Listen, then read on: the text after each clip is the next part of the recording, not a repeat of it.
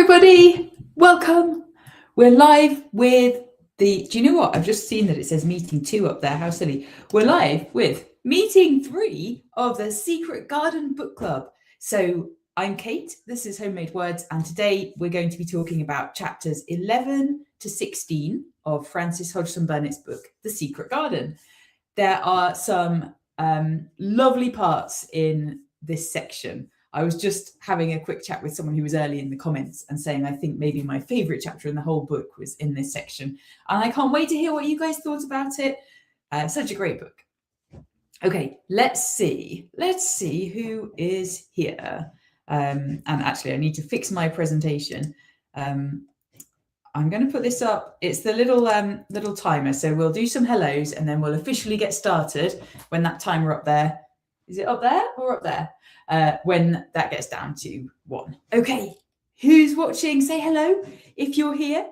Let's put that up. Say hello in the comments. Let me know who's watching. Grace is here. Hi, Grace. Glad you were able to join us. Yola is here, or maybe Iola. I think Yola. Anyway, hello. Thank you for joining us. Hi again. Some people have already been chatting away. It's great. We were having a bit of a conversation in the comments. I know that Anna is here. Anna was posting some comments earlier. Who else is here? Caitlin is here. Hello, Caitlin. Lovely to have you with us. Beatrice is here. Hello, Beatrice. Oh, a magnificent, glorious hello from Anna. Hello, Anna. Penny Pinecone is here. Hello, Penny. Okay, so who had it's pronounced like Lola. Yola like Lola. Okay, Yola. Hello. So who had time to read up to chapter 16 of The Secret Garden? If you haven't read up to chapter 16, it's okay. You can still join in the chat, but I have to warn you, there might be some spoilers. In fact, there definitely will be some spoilers ahead because we're going to be talking about what happens in those chapters. Maybe you've read the whole book before, doesn't matter. Maybe you've already read to the end of the book, that's okay too. Let's stick in this session with things that happen up to the end of chapter 16. Lucas is here. Hello, Lucas. Glad you could join us. While the timer's ticking down, someone's really enjoying the book. Excellent. Yes, I'm really enjoying the book too. I really, really like it. It's a children's classic. But honestly, I think it can be enjoyed by people of all ages. I think a lot of adults enjoy this story as well. And in fact, it reminds me sometimes of some of my favorite grown-up books too. If there's time, we'll talk a little bit more about that later on. All right. Me 3, someone else also really enjoying The Secret Garden. Good. Well, it is an excellent book. All right, while that time is ticking down, in a moment, I'm going to do a bit of an introduction and then I will do some definitions. So you can start telling me in the comments, were there any words that you wanted a definition for? Oh, someone loves the videos, thank you. And Beatrice has finished the book. That's okay, because we can still talk about this section and then you're already ready for the next session as well. Superb book, yes, it really is. Were there any words, if you've got the printout, you don't need this, but if you've got it, there's a little space for you to doodle a picture of part of the story and a few discussion questions here. And there's a place for you to put your favourite quotation. I'll show you that in a minute. And also a place for you to write down either any words that you really liked or any words where you were not quite sure what they meant. So I've got some slides, which I'll share with you, which have some definitions on. But if you want to put your words in the comments, I'll make sure that we don't miss any. There might be some words that that I didn't pick up on that you guys would like me to define. So if so, then pop that in the comments for me now. Okay. It's time to get started. Oh, gosh, sorry, my slides are confusing me today. It says theme. Yeah, right. Okay. All right. I'm supposed to be introducing myself. I think most of you know me by now. You probably came to session 1 or session 2. If you didn't, that's okay. You're very welcome. You might want to go back and check those out on YouTube and talk about what's happened in the beginning part of the book. This is the middle section, the middle chunk of the book. Anyway, my name is Kate and I do book clubs and I do English lessons. I put them on YouTube and Facebook, and lots of families come along and join me. And I'm really glad that you do. I love doing these book clubs, these literature sessions, as well as the English lessons. All right. So, oh yeah, I have a question for you guys as well. So I've planned in 5 sessions and we'll cover the whole of the book over those 5 sessions. This is number 3. So there are going to be 2 more weeks where we talk about the next 2 sections of the book. But I had an interesting idea. If you guys would like, and if you're available the week after, so where I live, it will be the first week of the Easter holidays, but I know if you're home educating, most people don't mind about the holidays anyway. I was thinking we could add on an extra session onto the book club, and we could all watch one of the film versions of The Secret Garden, and then we could have another meeting where we talk about the film versions and whether we think they're just as good as the book or better or worse. Are they like the book or are they different? I don't know. Let me know what you think about that idea and whether you might be able to come, even though it's the first week of the Easter holidays. Okay, right. Let's talk about some words. So you guys are being great, sharing those words. Right. Wother is coming up. That's on one of my slides. Munnot is, that's a Yorkshire dialect word, and it's short for must not. So it's like saying mustn't. I munnot, I mustn't. Wick is another Yorkshire dialect word, and it means alive, full of life. So Dickon talks about some of the plants being wick, and what he means is they're not dead. He scrapes away the bark, and if he sees that it's green inside, pale green, that means that it's still got life in it. Let's have a look. Foreign. Foreign just means from a different place. We often use foreign to mean from a different country, but foreign, I don't remember where it came up in the book, but foreign can mean something a bit different, a bit strange or unusual, or it can mean something from a different place or a different country. Good. Some of you have already watched the film. Some of you would like a film discussion session. So yes, maybe we will add that on. The is an old-fashioned way of saying you. Okay, great. Let me show you now some of the other words that I have some definitions for that I thought you might find helpful. Us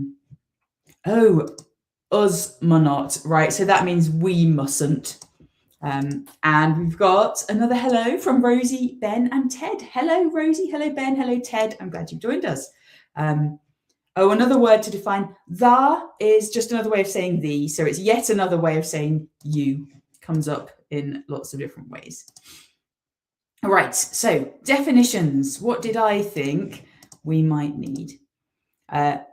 Queer. The word queer comes up quite a bit in this section. And in the context of this book, it just means strange or unusual. So it's a little bit like we today might say, oh, that's weird, or that's strange.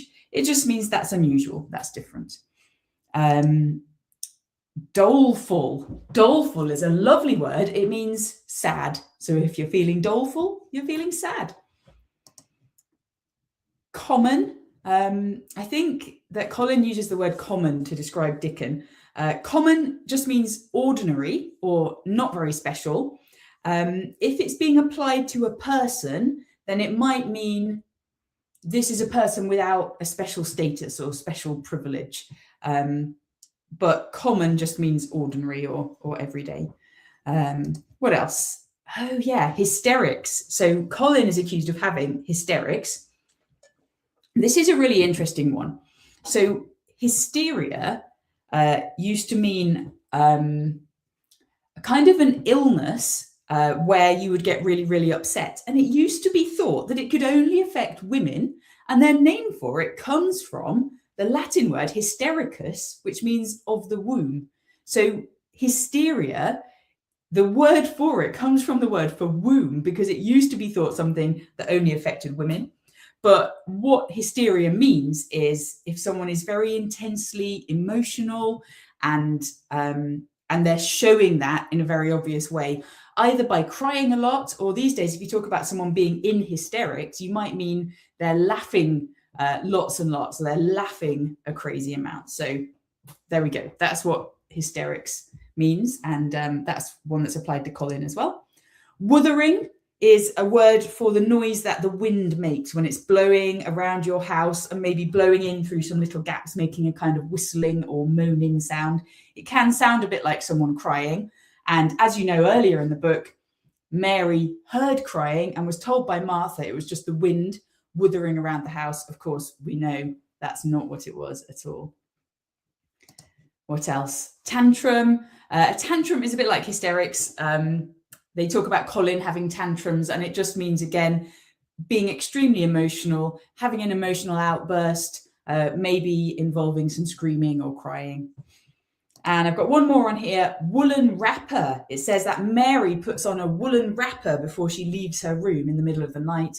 A wrapper in that context just means a shawl. So it's like a blankety thing that you can wear and put around you to stay warm. She probably didn't have a dressing gown. Okay, I'm going to scroll back up and see what comments came up while I was going through those words, just in case there's any extra ones that you guys want me to define. We've got some more hellos. Ed is here. Hello, Ed. I'm glad you're with us today. Doleful. I don't know if you caught that. Doleful means sad. Common country boy. Yeah, that's how Dickon is described. And it's Colin, I think, saying that. And what he means is that Dickon isn't a fancy landowner or a lord. He's just a sort of ordinary, everyday sort of person. Is it the wuthering, Anna, that you sometimes hear in your attic bedroom? I wouldn't be surprised up in an attic. What was the wind? So the wind making a wuthering sound, or at least a sound that Mary hears. Sometimes she does hear the wind wuthering and blowing around the house. Other times she's heard crying, but she's been told by Martha that it's just the wind wuthering. A definition not from the book, valiant. Valiant means brave, noble, honourable. All right, good. Yes, it was in the attic. Right, okay. So, two more definitions, though, that have some pictures with them. So brocade is mentioned. Colin's bed is covered in brocade fabric. That's a picture of some brocade fabric. It's kind of really fancy, expensive, thick, rich fabric. So it's only something that a very rich and fancy person would have draped all over their bed. And at one point, there's a rook. Dickon brings a rook with him. A rook is kind of like a type of crow. It looks a bit like this. Its beak looks funny because it doesn't have any feathers there. It has a bare patch on its face. Rooks are quite sociable. They like to get together in big groups. They're very noisy, and they make big round nests in the tops of trees. And often there'll be several trees that you'll see with these rooks' nests in them. Soot. Yes, I think that the rook is called Soot. I think that's Dickon's name for him. All right. So we've talked about some definitions. I've got two more questions for you. So first of all, do you have a favourite quote? Is there a quote from these chapters that you really liked and that you would like to share with us? If so, now would be a great opportunity, but you can also put it in later if you want to. I'm going to show you mine. I've done some word art again for mine on the sheet. So I loved the way that Mary described springtime to Colin. We'll talk a bit more about Colin in a minute. And of course, he doesn't really know what springtime is like because he's inside all the time. And Mary tells him spring is the sun shining on the rain and the rain falling on the sunshine and things pushing up and working under the earth. So that was my favourite. I really liked that one. Some of you are saying, no, you didn't have a favourite. That's okay if you don't. If you had a quotation that you liked, feel free to share it now or later, and I can read that out and share that with everybody. If not, then we'll move on to my next question, which is about what we noticed. What themes or symbols or motifs did you notice? So in a minute, we will do a kind of recap. We'll talk through each chapter.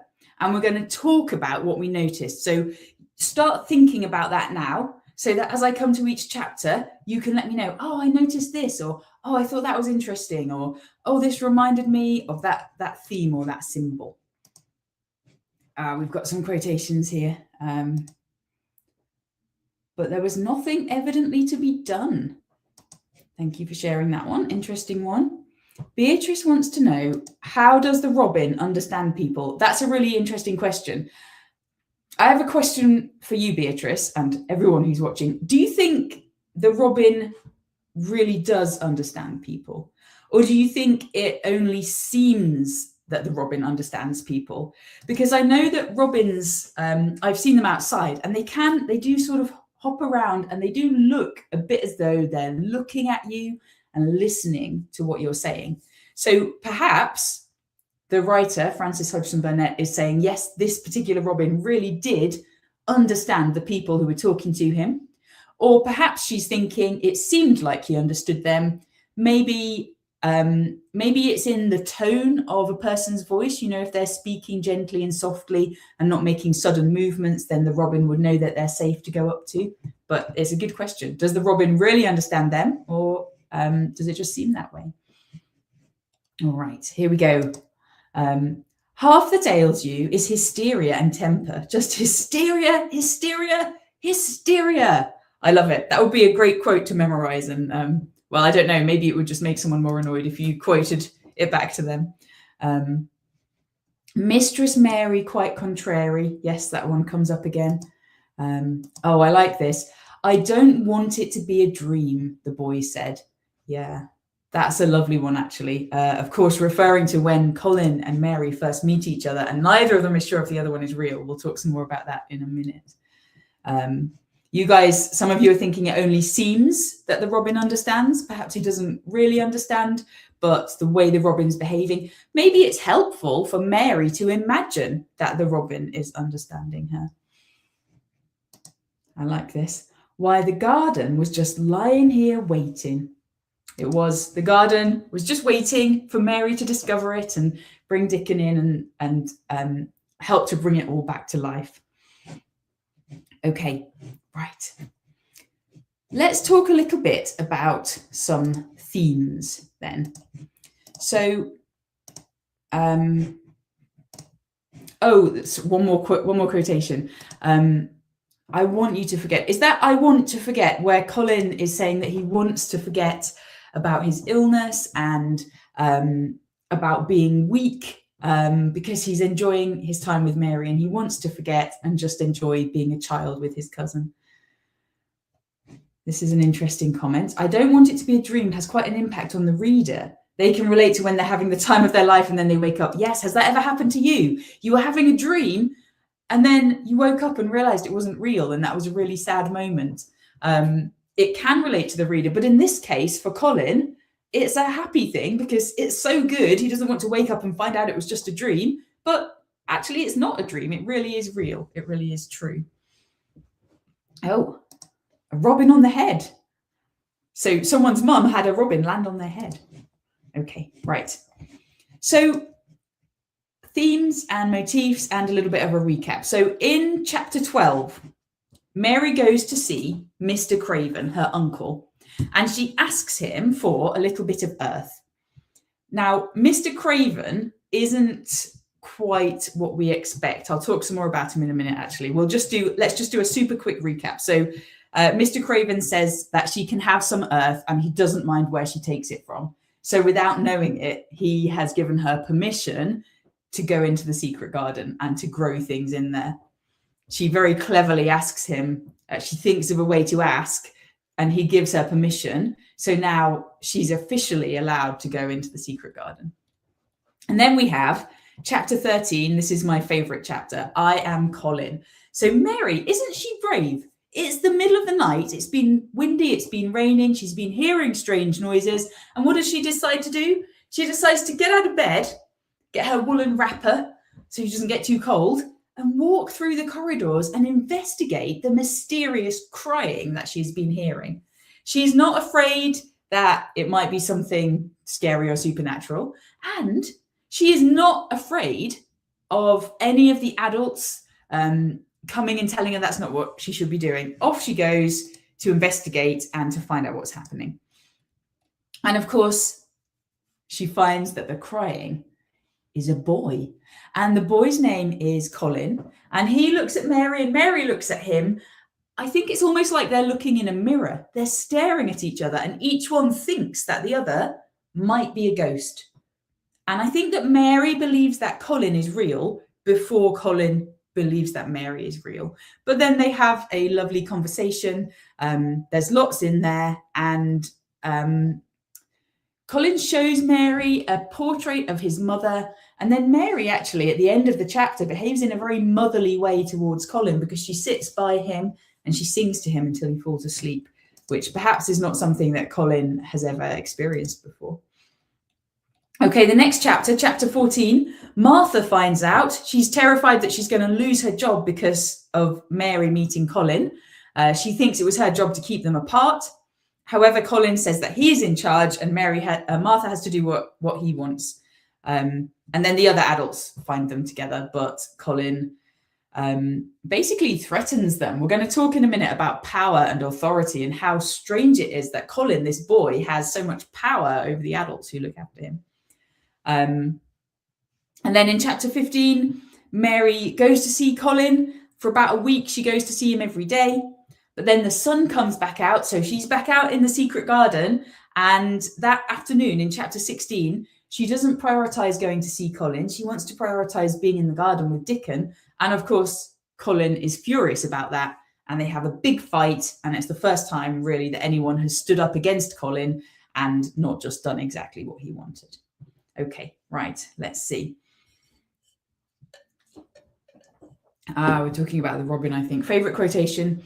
I want to forget it, he said at last. She makes me forget it. That is why I want her. So this is Colin talking about Mary, how she makes him forget that he is ill, and that's what he wants, that's what he likes. And honestly, I think that's what Colin needs as well. Poor Colin, he has had a very strange life. Right, yeah, he's in charge when his father is gone, and actually that's most of the time. His father is hardly ever there. Yes, they are cousins. They find out that they're cousins, Colin and Mary.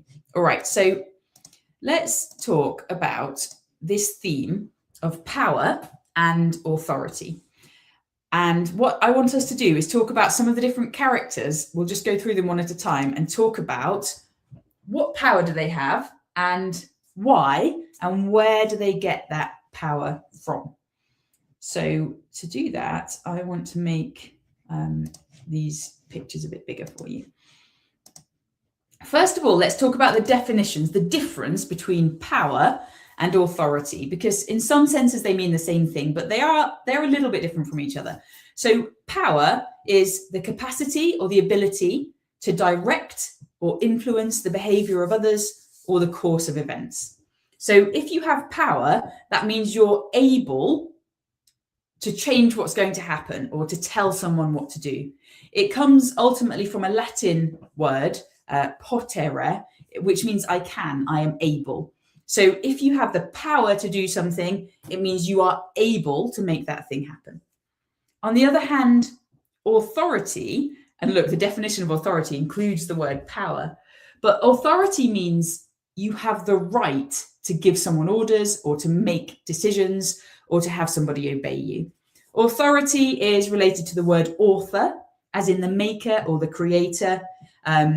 It's to do with being trustworthy, being the one who should be in charge. So power is the ability to make something happen. Authority is having the right to make something happen. Do you see how they're similar, but they're kind of slightly different? So let's talk about the power or the authority that some of the characters have.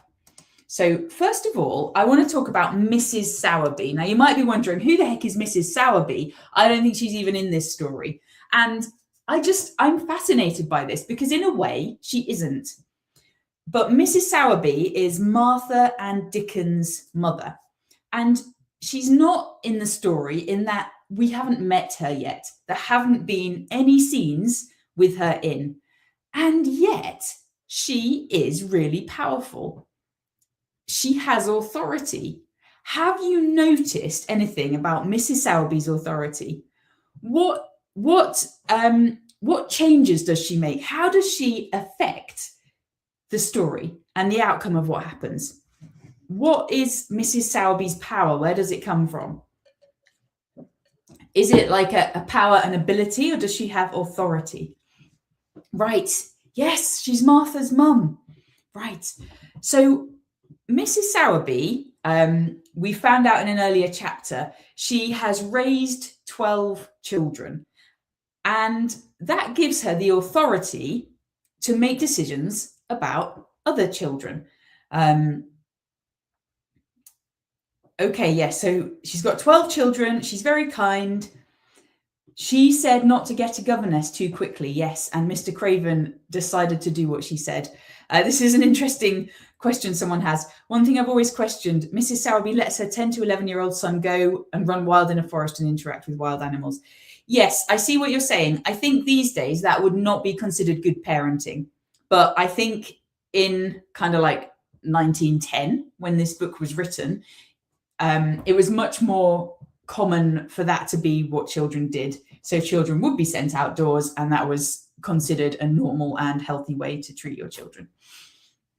Right, she has experience, and that's why people listen to her. So Mr. Craven summons Martha to come and see him. Not Martha, sorry, similar name. He summons Mary to come and see him. And Martha says she thinks it's because of mother. She thinks Mr. Craven is deciding that actually he will meet Mary after all and not just go off without even seeing her. And that's because Mrs. Sowerby has said that's what he ought to do. And Mrs. Medlock says of Mrs. Sowerby, I never had any children myself, and she's had 12, and there never was healthier or better ones. I'd always take Susan Sowerby's advice about children myself. So even though Mrs. Sowerby is poor, and even though she's a woman, and this is a society where men were considered more powerful than women, still, Mr. Craven pays attention to what Mrs. Sowerby says, and he listens to her, and he takes her advice about how he should treat Mary. So she obviously has that authority. She's earned the right to suggest what other people should do and how other people should care for their children, because it's well known that she has a lot of children and she is a really good mother. She looks after them well, and they're healthy and they're kind. Okay. So that's why. And I think in some ways it's a little bit surprising that Mr. Craven follows her advice, but he does because he sees that she is somebody worth listening to. She has authority from her experience. Someone is saying mean. I don't know if that's to do with what I said about men and women, just how things used to be in the 1900s. Okay. Oh, that quote wasn't supposed to pop up. Never mind. So Mr. Craven, let's move on and talk about Mr. Craven. Where does his authority come from and his power? I'll put the other ones up as well, since that one's come up. Where does Mr. Craven get his power from? How does he have authority? And indeed, is he actually powerful? Let's talk about that for a minute, and then I'll show you my quotations. Is Mr. Craven powerful? Well, he has authority because he's the owner of Misselthwaite Manor, and he is legally in charge of everybody who is there.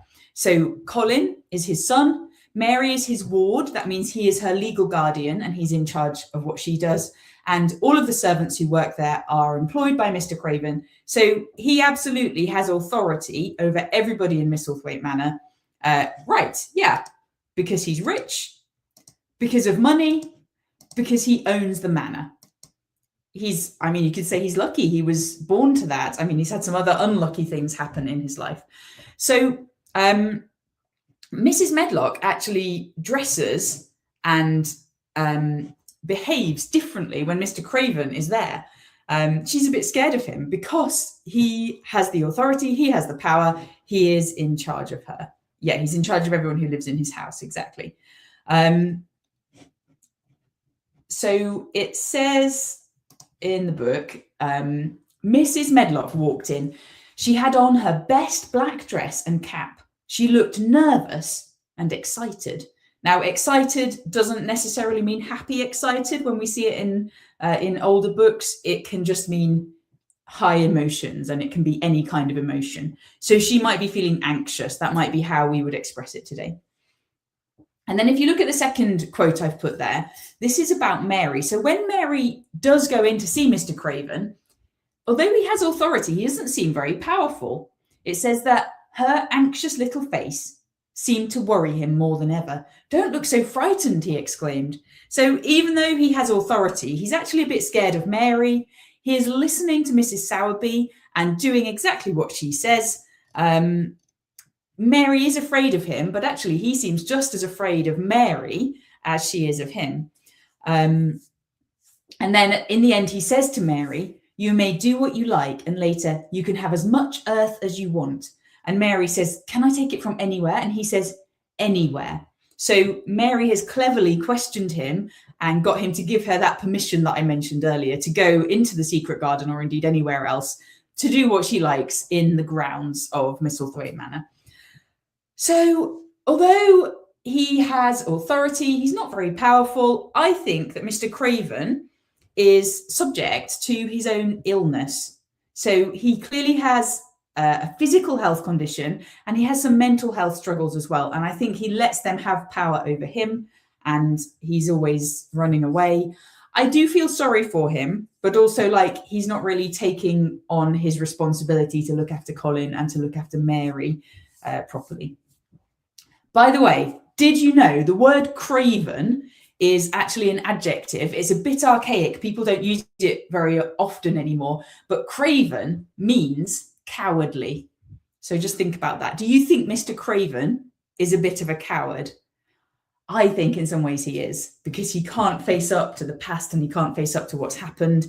And he just seems to be a little bit scared of everybody and everything.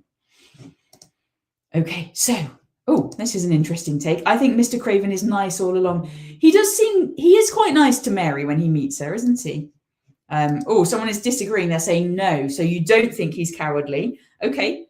You know what? One of my favorite things about English literature is we can have a different opinion, and that's fine. We just have to show from the text why we think that. So I've said why I think he is cowardly.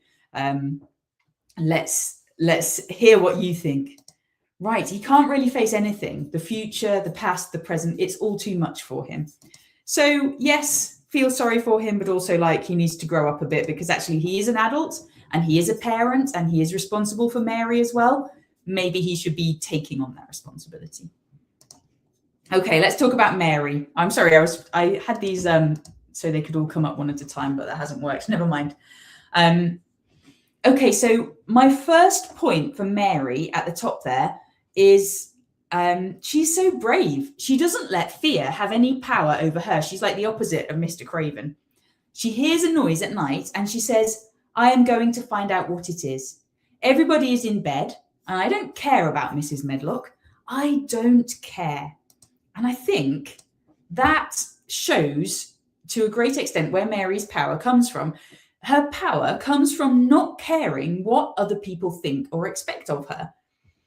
If she just doesn't care what Mrs. Medlock might say to her, then she can do what she likes. If she was scared of Mrs. Medlock's disapproval or of being punished, then she might not go exploring in the middle of the night. But because she doesn't care, that gives her the power to step out and off she goes. We've got some great comments coming up about Mr. Craven now. Let's go back and share some of them. Here's an interesting one. I feel like Mr. Craven was obeyed as a child, making it so that when he grew up, he stayed the same. His character could represent what could happen if Colin and Mary never changed. That's really interesting. I think that's a really good point. And actually, we're going to talk about Colin in a minute. Absolutely, yes. If you see Colin, if Colin grew up without Mary coming along and without any changes happening in his life, then yes, he might end up being very much like his father. He's very nice, a bit tormented from the death of his wife. Yeah, he did have a very traumatic experience. He's afraid to love again and be hurt. Yes, he is. And he's not acting responsibly. Yes, a lot of times in books, the name of a character tells you something about them as a person. Yes, often it does. It's always interesting to look at what people's names mean in stories. Okay, right.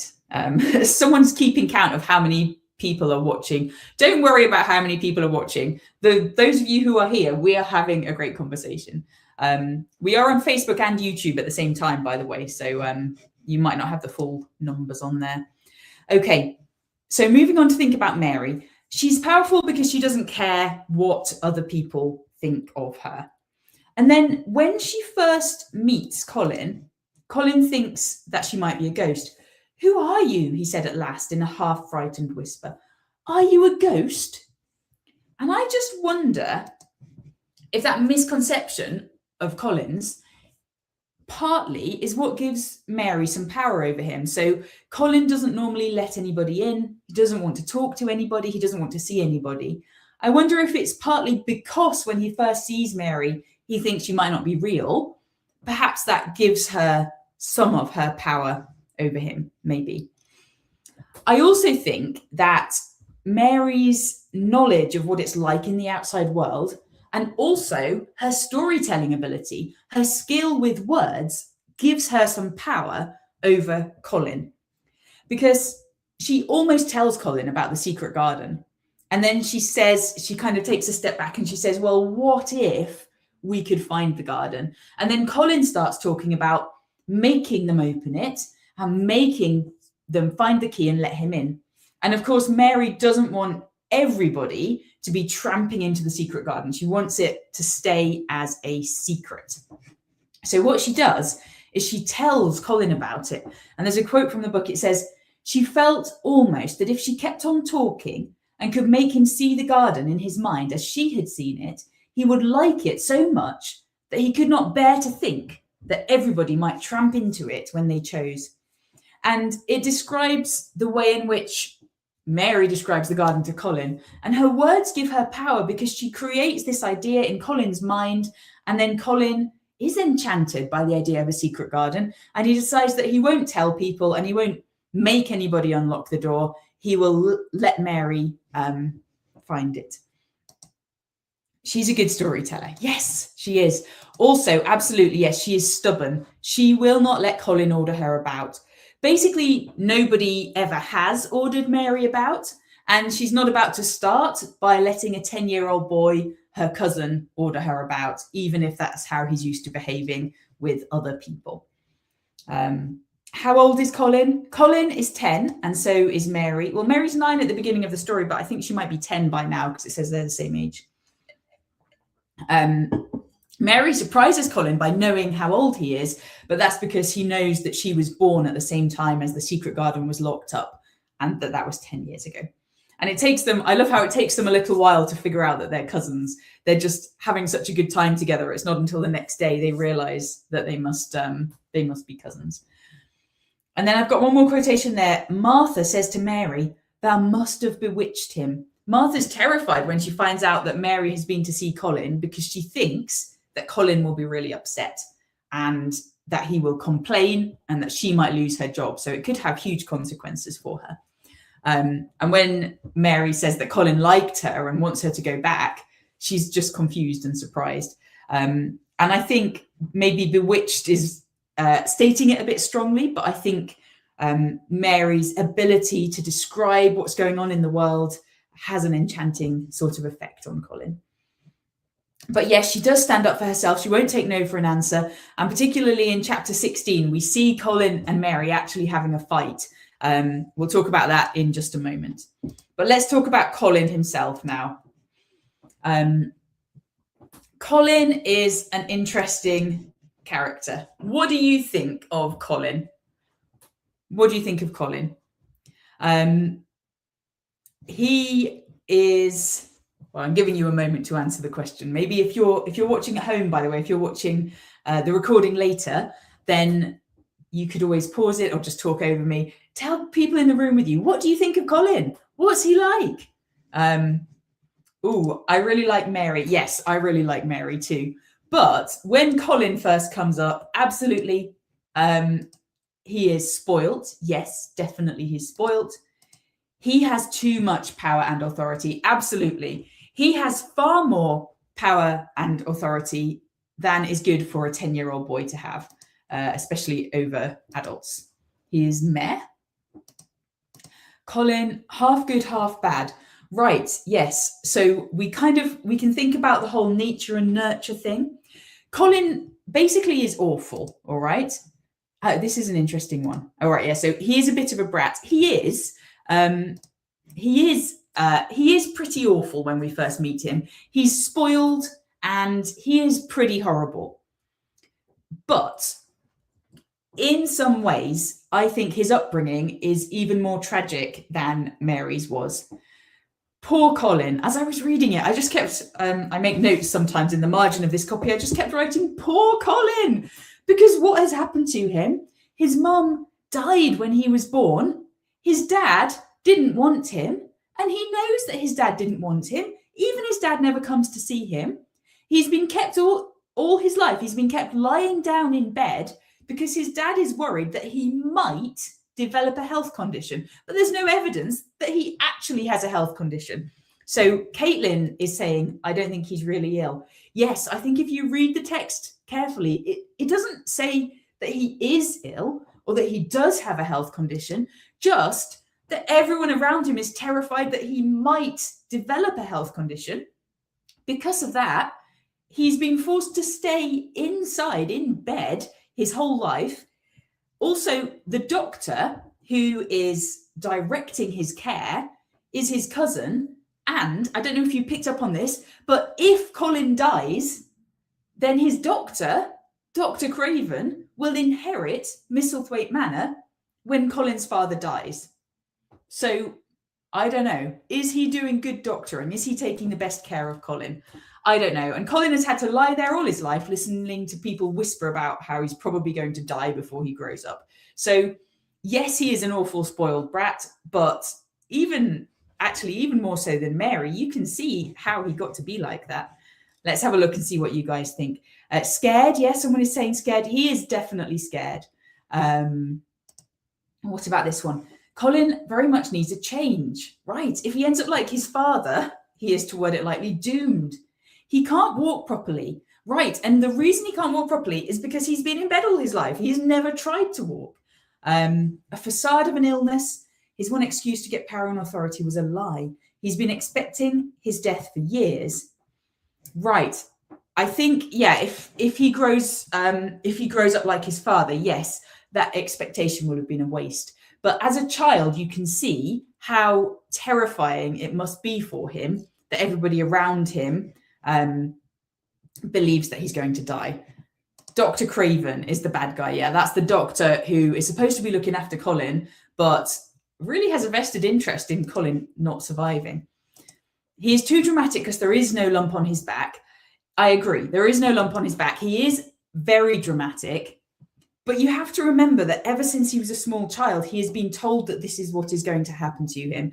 And he's heard people whispering about him. And he's just scared. There's no one really on his side, no one for him to talk to. The nurse doesn't like him. Mrs. Medlock is just like the housekeeper. Martha isn't friendly with him like she is with Mary because she is so scared of him. He never sees his father. Right, yeah, it must be horrible for your uncle to want you to die. Exactly. Let me show you the quotations that I found for Colin. So because of that, he's quite awful. So he says things like, everyone is obliged to do what pleases me. He said indifferently, it makes me ill to be angry. No one believes I shall live to grow up. And he can just talk about that calmly because he's heard it so many times. What would Mrs. Medlock do if she found out that I'd been here? And that's Mary asking that. She would do as I told her to do, he answered. But then, yes, Mary is there. Absolutely. He meets Mary, and this is the first sign that a change is coming in his life. And did you notice? He doesn't, when Mary's going to go back to bed, Colin wants her to stay until he falls asleep. But he doesn't command her. He says, I wish I could go to sleep before you leave me, he said rather shyly. So he treats Mary differently. It's almost like he's realised already that he's not going to be able to boss her about like he does with everybody else. Okay, let's see. I feel like Colin knows everyone dislikes him. Yeah, that's true. He knows there isn't anyone who likes him. Maybe he sees his anger as vengeance, not realizing that this is what makes them not want to see him, what makes them fear him and dislike him. Yeah, that's a really interesting point. Well done. I like that one. Okay, all right. And then I wanted to mention the big power struggle, the fight between Colin and Mary. So the servants always feel obliged to do what he says. Colin has power over them. And that's because everyone is scared to upset him. But they have a different kind of power over him, I think, especially when they whisper, when they don't know if he's listening, because I think that's really what is in some ways controlling Colin. And like you guys have been saying, that's what's making Colin be the way he is. And actually, at the end of chapter 16, you find out he's admitted to Mary that his screaming, his hysterics actually come from his secret fear that he can't talk to anybody about. How long left? Great question. We ought to be finishing now. If you need to go, that is absolutely fine. We'll finish in a minute. I had actually a whole extra activity, but I think we'll just have to skip over that one. Right. Yes. Mary and Colin, they're both stubborn. They have that power struggle. They have that big fight at the end. Colin is used to having absolute power, and he is so surprised when Mary stands up to him and she says to him, well, where's your evidence that you're going to die? And it says the truth was that he had never had a fight with anyone like himself in his life. And upon the whole, it was rather good for him, though neither he nor Mary knew anything about that. He says that if Mary goes away and refuses to come back, he'll have her dragged into the room. And then Mary just says, well, you could drag me into the room, but I'm not going to talk to you or even look at you because you do not have power over me. And I don't know if there's any of you guys watching who have read Jane Eyre, but I know maybe one or two of you have, maybe some of the adults. It's not really a children's book. If you've read Jane Eyre, that thing that Mary said really reminds me of a part of Jane Eyre as well. There's lots of parallels between The Secret Garden and Jane Eyre. Okay. Yeah, Colin is malnourished, that's true. And he's very weak because he's never had the opportunity to use his muscles. Yes, that's right. Okay, yeah, Mary starts calling him names, which he isn't used to. So it's a completely new experience for Colin. And I think this is the trigger, really. This is the moment when Colin is going to start changing. It's not a pleasant experience for him. Often when we need to change or when something about us needs to change, it's not a very pleasant process to go through, but it's going to make a huge difference to his life. Okay, let me show you what you need to read for next time. I meant to say, so I've kind of ignored the whole second half of this sheet. I'm sorry, we just ran out of time. There's a little kind of language analysis section there. If anyone's interested in that, you can send me a message. Maybe I'll make a short video and put it up with the language that's in there. But since it is 2:15, we need to finish. Let me show you what's happening next time. So next week, 19th of March, we're reading chapters 17 up to 22. I think, let me check that. I put that on my thing. I'm sure it's right. Yeah, we'll read 17 to 22, and you can look out for any links between nature and health. That's what we'll talk about next time. So come back next week, read up to chapter 22 and be ready for another discussion. If you want to, there's some follow-up activities on the bottom of the sheet there if you want to extend your learning and do some writing about the Secret Garden this week. Let's see, come back to some comments. Right, Colin tries to make Mary feel sorry for him so that he can win the argument, because usually that works, but it's not working for him with Mary. Beatrice is saying everybody does what he says in fear. Yes, everyone is afraid of him, but Mary isn't. Mary's not afraid of him. Okay, yes. Yes, the next one is session 4. Sorry, I was just quickly making this slide at the end, and you can see I forgot to change the number on it. So yeah, next time is session 4. All right. Okay, everybody. So if you enjoyed it, you can sign up on Coffee if you would like to. My lessons are all free. The book club is free. Some people choose to support me for £5 a month on Coffee. And if you're one of those people, thank you so much. I really appreciate you. If you're not, you can always take a look. If you don't want to do that, though, that's okay. You're still very welcome to keep coming along. You can also come to my other Nature Secrets English lessons, and you can tell a friend. If you don't want to sign up or you can't sign up, tell a friend, share my lessons, invite someone else to come along and enjoy them too. All right. Thank you so much, everybody. That was a really interesting chat. You've been amazing. And I will see you next week. Oh, I've got some lovely comments. Thank you, guys. You're welcome. Goodbye, Anna. Bye, Ed. I'm glad you could come. Goodbye, dolphins. Thank you and goodbye. Ooh, tea. I like tea more. Okay. Oh, more than coffee. I get it now. Sorry, that was a bit dumb of me. Yeah, anyway, that's just the name of the website. Anyway, okay. All right. Bye, everybody. See you next time.